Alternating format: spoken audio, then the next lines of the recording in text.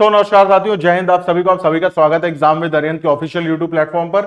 मेरा नाम है मानस मिश्रा। आज इस वीडियो के माध्यम से मैं उन सभी छात्रों को बताना चाहता हूं कि अगर वो लोग तैयारी कर रहे हैं आईबीपीएस पीओ की, अगर वो बैंकिंग सेक्टर, बैंकिंग इंडस्ट्री में अपना करियर बनाना चाह रहे हैं, तो भाई ये वीडियो उनके लिए बहुत इंपॉर्टेंट है। क्योंकि यहां पर मैं आप लोगों को बताऊंगा कि अगर आप लोग 2024 के आईबीपीएस पीओ को टारगेट कर रहे हो तो किस तरीके से करोगे। बहुत शानदार पेपर है और उससे भी शानदार है इसकी टेस्टिंग एजेंसी जो कि है IBPS PO institute banking personal selection.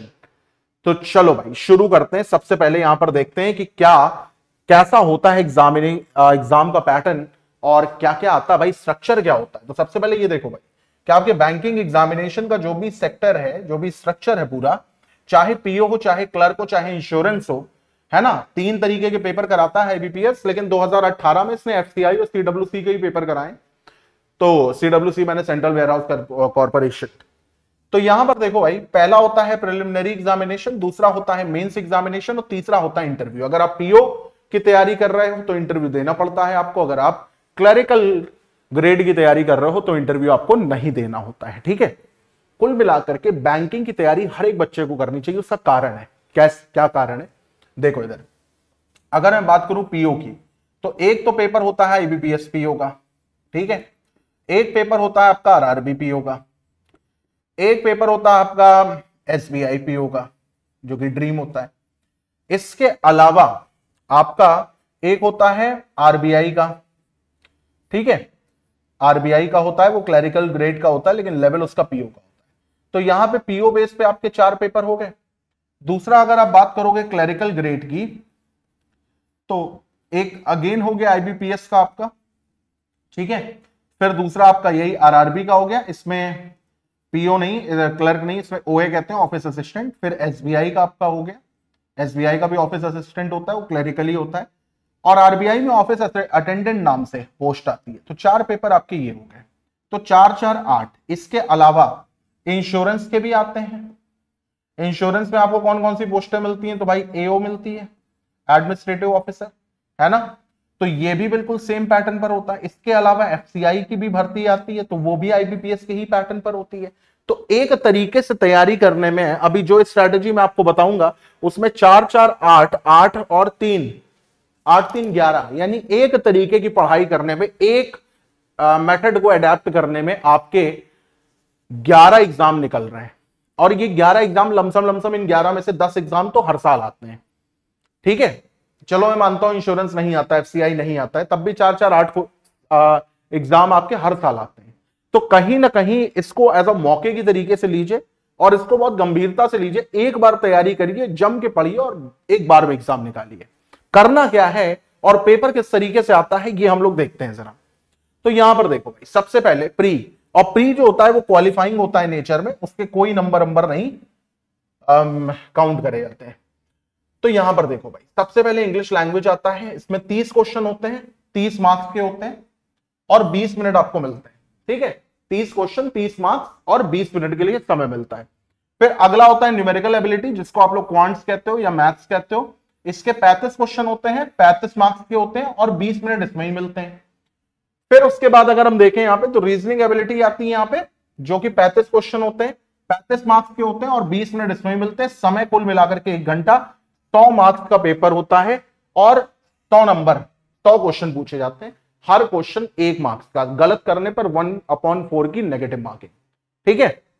पर ये क्वालिफाइंग होता है, यहां पे सिर्फ आपको कट ऑफ जो है वो बीट करनी है, बस क्वालिफाइंग होता है और कुछ भी नहीं होता है। मेन जो नंबर आपके जोड़े जाते हैं, जो मेरिट बनाता है, वो होता है आपका मेंस का एग्जामिनेशन। और मेंस के एग्जामिनेशन में सबसे पहला सेक्शन जो आता है आपके सामने, वो रीजनिंग और कंप्यूटर एप्टीट्यूड का आता है, ठीक है। रीजनिंग और कंप्यूटर के क्वेश्चन को मिक्स किए जाते हैं। Majority of the question reasoning के होते हैं, एक आधा क्वेश्चन कंप्यूटर का होता है, कभी होता है कभी कभी नहीं भी होता है। तो 45 क्वेश्चन होते हैं भाई, 60 मार्क्स के होते हैं। सिर्फ रीजनिंग ही एक ऐसा यहां पर टॉपिक है जिसमें नंबर ऑफ क्वेश्चन और नंबर ऑफ ये थोड़े ज्यादा रहते हैं, मतलब रीजनिंग और मैथ्स। अब यहां पर देखो, इसका मीडियम इंग्लिश हिंदी आप अपने हिसाब से ले सकते हो। टाइम इसमें 1 घंटे का मिलता है। तो अब समझ लो क्या लेवल होगा, किस तरीके की पजल आएंगी, किस तरीके के सिटिंग अरेंजमेंट आएंगे, किस तरीके से डेटा अरेंजमेंट सेट्स आएंगे, ये आपको करने पड़ेंगे भाई। इनकी प्रैक्टिस करो। बैंकिंग एग्जामिनेशन में जो पूछा जाता है वही अगर आप प्रैक्टिस कर रहे हो और आपका ऐसे फैक्टर अच्छा है तो आपका काम हो जाएगा। क्या होता है ऐसे फैक्टर, क्या क्वेश्चन पूछे जाते हैं, इसके ऊपर जैसे जैसे अभी हम लोग आगे बढ़ते जाएंगे आपको पता चलता जाएगा। अभी आप स्ट्रक्चर जानिए।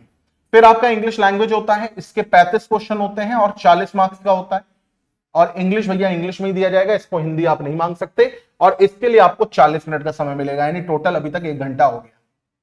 फिर आपका डीए और डीआई होता है, यहां पे इन्होंने क्वांट्स नहीं लिखा है, इन्होंने बोला डेटा एनालिसिस और इंटरप्रिटेशन। इसके 35 क्वेश्चन होते हैं, 60 मार्क्स का होता है इंग्लिश हिंदी लैंग्वेज में, और इसके 45 मिनट आपको मिलते हैं। 1 घंटा 45 मिनट अभी तक हो चुका है। फिर चौथा सेक्शन आपका आता है जनरल इकोनॉमी और बैंकिंग अवेयरनेस। इसके 40 क्वेश्चन होते हैं, 40 मार्क्स का होता है, इंग्लिश हिंदी में होता है, और इसके 35 मिनट मिलते हैं। ठीक है, कुल मिलाकर के अभी 3 घंटे आपके हो चुके हैं, 180 मिनट, यानी टोटल कितना हो गया 155 क्वेश्चन अभी यहां तक का, 200 मार्क्स का, और समय कितना हो गया भाई इसमें आपका 180 मिनट हो। ठीक है, चलो अब यहां पर देखें। फिर एक आता है आपका इंग्लिश लैंग्वेज लेटर राइटिंग एस्से।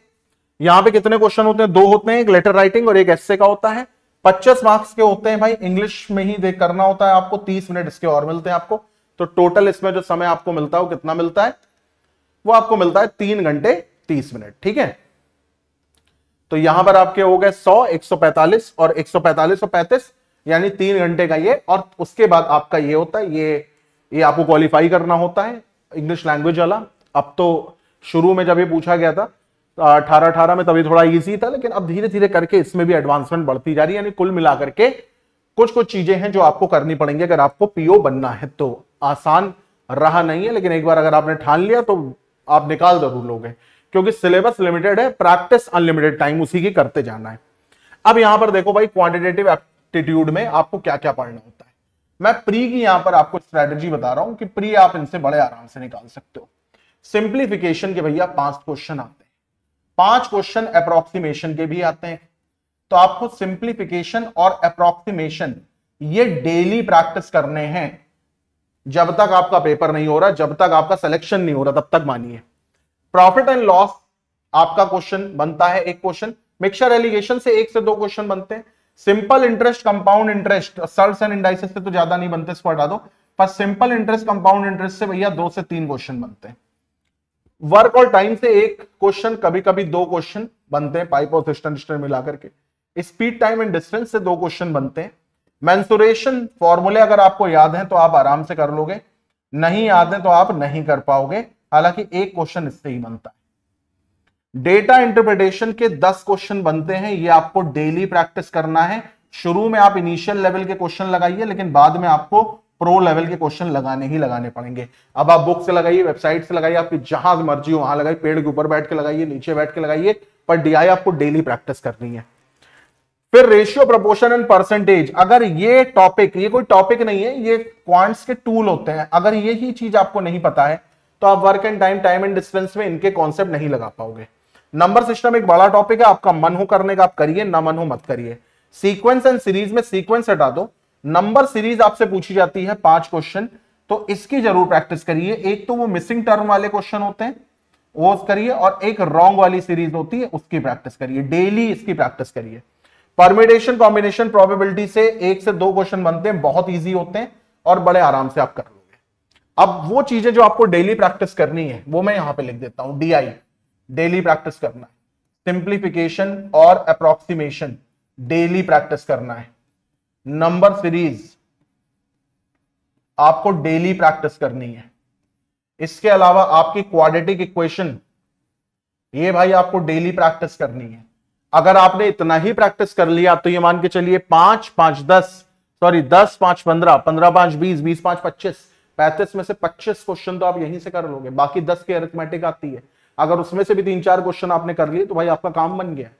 ये बात ध्यान में रखना, अरिथमेटिक को समझने में जितनी मेहनत लगेगी उसके आधे में आप इसकी रोज प्रैक्टिस कर डालोगे। तो अगर आपको 35 में से कम 25 क्वेश्चन को टारगेट करना है तो ये 4 टॉपिक आपको डेली लगाने हैं।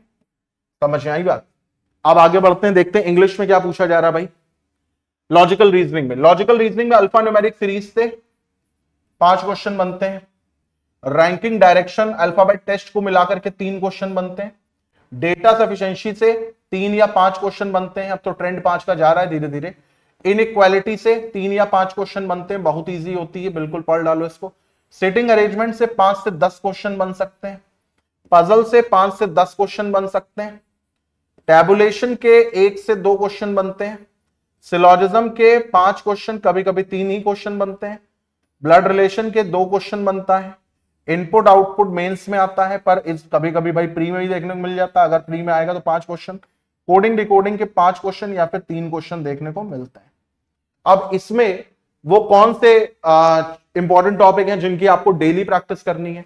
तो कोई दिन ऐसा ना जाए जिस दिन आप पजल ना लगाइए, कोई दिन ऐसा ना जाए जिस दिन सिटिंग अरेंजमेंट आप ना लगाइए, कोई दिन ऐसा नहीं जाना चाहिए जिस दिन इनइक्वालिटी ना लगाओ। सेट बना लो, सेट बना करके प्रैक्टिस करो, जैसे मैं करता था, सेट बना लेता था कि 5 क्वेश्चन इसके, 5 इसके, 5 इसके, ऐसे करके रोज एक सेट, एक सुबह लगा लिया, एक शाम लगा लिया। इनइक्वालिटी हो गया। सिलोजिज्म के 5-5 क्वेश्चन रोज लगाइए, है ना, क्योंकि अगर आपने इतना कर लिया तो इन दोनों को मिलाकर के 15 से 20 क्वेश्चन बनते हैं। 5 क्वेश्चन यहां से बनते हैं, 5 क्वेश्चन यहां से बनते हैं, तो भैया 30 क्वेश्चन तो आपके ऐसे ही हो गए। फिर आप कोडिंग डिकोडिंग की प्रैक्टिस करिए, डायरेक्शन की प्रैक्टिस करिए, ब्लड रिलेशन की प्रैक्टिस करिए, रैंकिंग की प्रैक्टिस करिए। आपके 7 से 8 क्वेश्चन यहां से बनते हैं, तो देख लो कितने हो गए, है ना। यहां इसको 25 से 30 मान लो, क्योंकि कुछ कह नहीं सकते कभी। और 7 से 8 क्वेश्चन आपके यहां से बनते हैं, तो भाई मेजॉरिटी ऑफ द पोर्शन तो आपका यहीं से बन गया। फिर आते हैं इंग्लिश लैंग्वेज के ऊपर। आरसी मस्ट है, डेली आपको करनी है। 10 क्वेश्चन आरसी से बनते हैं। क्लोज टेस्ट भी मस्ट है, आपको डेली करना है भाई। 5 क्वेश्चन यहां से बनते हैं। पैराजंबल से 5 क्वेश्चन बनते हैं, तो डेली लगाना है आपको। वर्ड यूजर वर्ड स्वैप से 3 क्वेश्चन या 2 क्वेश्चन कभी कभी बन जाते हैं। अगर क्लोज टेस्ट आया तो फिल इन द ब्लैंक नहीं आएगा, फिल इन द ब्लैंक आया तो क्लोज टेस्ट नहीं आएगा, तो 5 क्वेश्चन यहां से बनते हैं। कॉम्प्लीमेंट्री पेयर है, ऐसे मान लो। एरर डिटेक्शन से 5 क्वेश्चन बनते हैं, लेकिन भाई आपकी दम है, ग्रामर आपको अच्छी आती तो आप कर पाएंगे, नहीं आती है तो आप इसको छोड़ के भी जा सकते हो, कोई बहुत बड़ी बात नहीं है, ठीक है। Paragraph completion, one word substitution, ये सब ऑप्शनल है भाई, आपकी मर्जी हो करिए, वरना मैं तो आपसे कहूंगा आप RC, cloze test, parajumble, word usages, fill in the blank अब डेली प्रैक्टिस करो। और अगर आप कुछ ना करो, आप डेली एक सेक्शनल मॉक उठा लो इंग्लिश का और एडिटोरियल्स को रीड करो, आपका काम बड़े आराम से हो जाएगा, ठीक है। पीओ में बहुत ज्यादा मेहनत नहीं करनी होती, लिमिटेड कॉन्सेप्ट के ऊपर अनलिमिटेड टाइम प्रैक्टिस करना होता है बस। अब कुछ बातें जो मैं आपको बता दूं भाई, important point two consider while preparation, तैयारी करते वक्त कुछ चुनिंदा बातें जो आपको पता होनी चाहिए, क्योंकि यही वो स्टेप्स हैं जिनके ऊपर चढ़ करके आप सफलता प्राप्त करेंगे, और कोई तरीका है नहीं भाई। पहला यह है कि एग्जामिन द एग्जाम पैटर्न और सिलेबस। आपको एग्जामिनेशन का पैटर्न पता होना चाहिए। ये एग्जामिनेशन आपका 2 फैक्टर पे काम करता है, ऐसे एस माने स्पीड, ए माने एक्यूरेसी, और अगर यही 2 फैक्टर आपके अंदर नहीं है तो आप बैंक नहीं निकाल पाओगे, क्योंकि कट ऑफ हाई जाती है, समय कम है, लिमिटेड टाइम में मैक्सिमम क्वेश्चंस करने हैं। मेंस तो ऐसा होता है कि आप ढूंढ ढूंढ के करोगे क्वेश्चन, मेंस में टाइम ही टाइम है, प्री की मैं बात कर रहा हूं अभी। दूसरा, आपके बेसिक फंडामेंटल क्लियर होने चाहिए, जैसे इनइक्वालिटी आप लगाते हो तो ऐसे सीखने की कोशिश करो कि बिना पेन उठाए हम कर ले। तरीका होता है open gate close gate method होता है जो भी जैसे फॉर एग्जांपल अगर आप जनरल अवेयरनेस पढ़ रहे हैं, मेंस का टॉपिक है लेकिन प्री से पढ़ना शुरू कर दो समझ आई बात, और इसके नोट्स बनाओ, हर एक चीज के नोट्स बनाओ। सिंपल इंटरेस्ट आपने पढ़ा, 6 नई ट्रिक आपको पता चली, डायरी बनाओ, सिंपल इंटरेस्ट लिखो, 6 नई ट्रिक लिखो, डेली वीकली ऑल्टरनेट डेज पर उसका रिवीजन करो, तब तक करो जब तक बिल्कुल पारंगत ना हो जाओ। कोई नींद में उठा करके पूछ ले कि भैया रेट इतना है, टाइम इतना है, तो बताओ इंटरेस्ट क्या बनेगा, तुरंत तुमने बता दिया, टाइम दिया, रेट बता दिया, रेट दिया, टाइम बता दिया। इस टाइप से न्यूज़पेपर को रीड करने की अपनी हैबिट बना लो, तब तक जब तक सिलेक्शन ना हो जाए, इंटरव्यू से पहले तक करो, ठीक है। सिलेक्शन हो जाए फिर आपकी मर्जी, करना हो ना करो। Device chapter wise practice strategy, chapter तक की स्ट्रेटेजीज आपको पता होनी चाहिए कि मेरा टाइम एंड वर्क अच्छा नहीं तो हम किस तरीके से करें, मेरा प्रॉफिट एंड लॉस अच्छा नहीं तो हम किस तरीके से करें, मेरे को सिलोजिज्म नहीं आता हम किस तरीके से करें, ठीक है। आपका एक स्टडी प्लान होना चाहिए जो कि ऐसा होना चाहिए कि जिसको भाई आप मॉडरेट हो, मतलब बहुत स्ट्रिक्ट ना हो, बहुत हार्श ना हो, आप अपने हिसाब से उसको रेक्टिफाई, चेंज, एनालाइज ये सब कर सको, ठीक है। मॉक टेस्ट आपको रेगुलरली देने, लेकिन कब देने हैं, जब एटलीस्ट आपका 50 to 60% सिलेबस आपका पूरा हो जाएगा तब देने, उससे पहले आप देंगे तो wastage of time and money है। और प्रीवियस ईयर की कट ऑफ भैया एनालाइज करते रहो, और मॉक टेस्ट देने से कि जितना ही इंपॉर्टेंट है मॉक टेस्ट का भी एनालिसिस, तो ये भी आप करते रहिए। अगर इतनी चीजें आपने कर ली तो कोई रोक नहीं सकता आपको सफल होने के लिए। तो मैं इतना ही कहूंगा भाई कि बिल्कुल अगर आपने सोचा है कि आपको बैंकिंग इंडस्ट्री, फाइनेंस में जाना है तो बिल्कुल जाइए, मेहनत करिए, क्योंकि ये मेहनत आपको, ये मान करके चलिए जिस हिसाब से आजकल डीए एचआरए और करके बेसिक पे बन रहे हैं, तो एक अच्छी खासी सैलरी बैंक भी देने लगा है। एक प्रॉमिसिंग करियर, एक चैलेंजिंग करियर, और चैलेंज से अगर आपको दिक्कत नहीं है तो ये वाकई आपको एक एक्सट्रीम तक का ले जाएगा, अपने करियर के पीक तक का ले जाएगा। अगर इनिशियल एज में आप जुड़ जाते हैं, 30 नहीं, कोशिश करिए 24-25 की एज में ही इसको निकाल दीजिए। तो इसी के साथ आप सभी लोगों को best of luck. Thanks a lot for giving me your time, and do like the video and subscribe the channel. Till then, bye, take care, have a nice day.